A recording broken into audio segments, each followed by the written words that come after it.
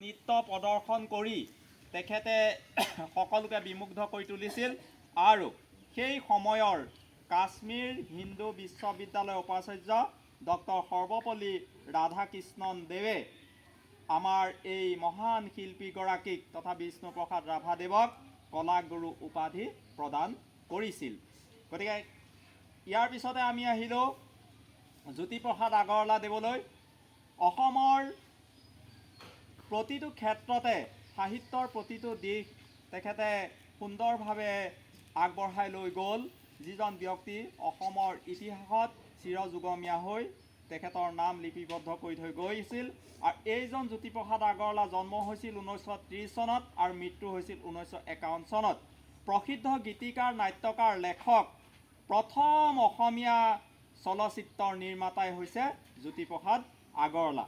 তেখেতে কবিতা, নাটক, প্ৰবন্ধ, আলোচনী, শিশু আলোচনী ইত্যাদি বিভিন্ন ধৰণৰ অসমীয়া সাহিত্যৰ উৎকৰ্ষ সাধনত বৰঙণি আগবঢ়াই থৈ গ'ল। আৰু জ্যোতিপ্ৰসাদ আগৰৱালা আমাৰ মাজত অসমীয়াৰ ইতিহাসত বা অসমীয়া প্ৰত্যেকজন অসমীয়াৰ মনত চিৰদিন যুগমীয়া হৈ স্মৃতিৰূপে ৰ'ব। ইয়াৰ পিছত আহিল ৰবীন্দ্ৰনাথ ঠাকুৰদেৱ।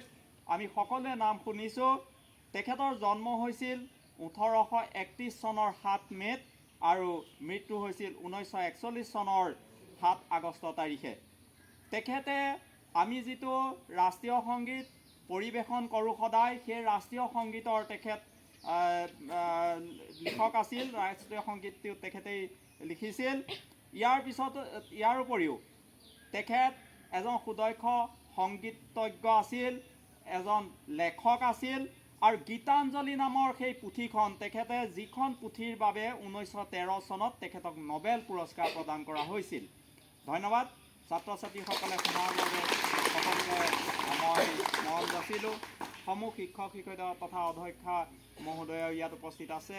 গতিকে সকলো শিক্ষক শিক্ষয়িত্ৰীকে মই শ্ৰদ্ধা জনাইছোঁ। পৰৱৰ্তী সময়ত ছাত্ৰ ছাত্ৰীসকলে এই প্ৰাতঃসভাৰ কাৰ্যসূচী আগবঢ়াই নিব। আৰু এটা কথা মই অকণমানকৈ কৈ লৈছোঁ চবেই জানিবৰ কাৰণে। আজি আমাৰ বিদ্যালয়ত ভলীবল আৰু কাবাডীৰ চিলেকশ্যন হ'ব। কালিও মই আহিছোঁ, কালি স্কুল বন্ধই আছিলে।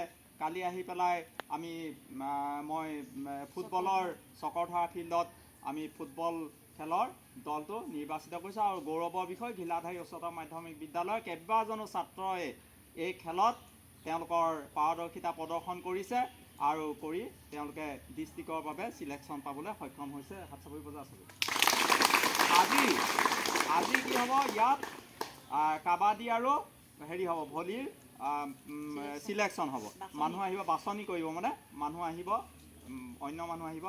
আৰু মই যিহেতু এতিয়া এই জলৰ কাৰণে কি আঁচনি এটাত 13গৰাকী ছাত্ৰ ছাত্ৰীক লৈ আমি যাব লাগে, জল মিছন আঁচনিত। গতিকে ছাত্ৰ ছাত্ৰী কেইগৰাকী লৈ মই আঠখেলীয়া হায়াৰ ছেকেণ্ডেৰীত যাম মানে তাৰ পৰাও পাব্লিক হেল্থৰ পৰা খবৰ দিছে কালি ৰাতি যে মোৰ ব্যস্ততাটো হেনো গম পাইছে। কেনে গম পাইছে ক'ব নোৱাৰোঁ।